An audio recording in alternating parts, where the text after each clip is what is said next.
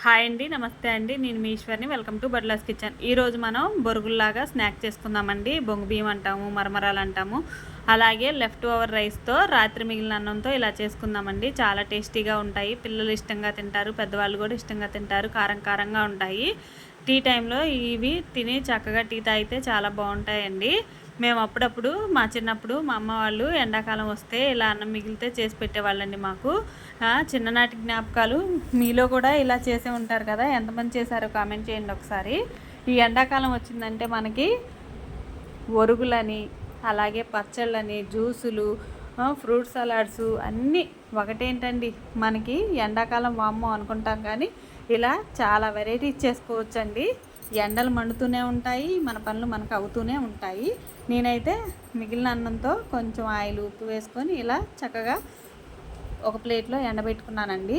అవి ఎండిన తర్వాత చక్కగా ఒరుగుల్లాగా తయారవుతాయి. అంటే ఇలా గట్టిగా తయారవుతాయి అన్నమాట. మనకి అన్నాన్ని ఎండబెట్టినప్పుడు ఇలా బియ్యంలాగా ఎండిపోతాయి. అప్పుడు మనం తీసుకొని ఒక వారం 10 రోజులు స్టోర్ కూడా చేసుకోవచ్చండి. ఇవి నేనైతే తీసుకొని వారం పక్కన పెట్టుకున్నాను. పిల్లలు ఉన్నప్పుడు ఇలా చక్కగా నేను వేయించుకుంటున్నానండి. అటుకులు వేయించుకునే గంట ఉంటుంది కదా, దాంట్లో వేసి ఆయిల్ వేడైన తర్వాత, బాగా వేడైన తర్వాత నేను ఇలా వేసి వేయించుకున్నాను. ఒకవేళ ఇది లేకపోతే మామూలుగా ఇట్లా కళాయిలో వేసి కూడా వేయించుకోవచ్చండి. ఫస్ట్ మనకి ఆయిల్ ఎక్కువగా పెట్టినట్టు అనిపిస్తుంది, కానీ ఇలా మనం అటుకుల గంటలో ఒక 5 నిమిషాలు అట్లా పట్టుకొని ఉంచేస్తే మొత్తం పోతుందండి. ఇప్పుడు మనం ఒక ప్లేట్లోకి తీసుకున్నాం కదా, ఇందులోనే కొంచెం కారం, ఒక స్పూన్ కారం, ఒక స్పూన్ ఉప్పు వేసుకొని కలుపుకుంటున్నాను. నా దగ్గర వేయించిన పల్లీలు ఉంటే అవి వేసుకున్నానండి.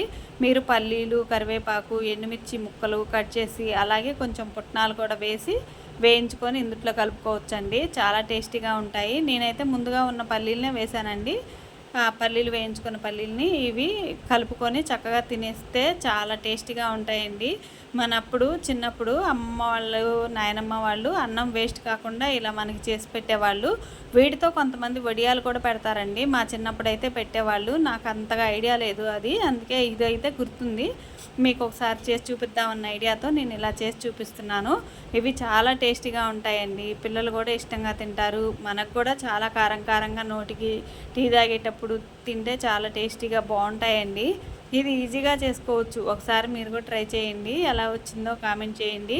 ఈ వీడియో కనుక నచ్చినట్టయితే లైక్ చేయండి, షేర్ చేయండి, సబ్స్క్రైబ్ చేసుకోవటం మర్చిపోవద్దండి. మరిన్ని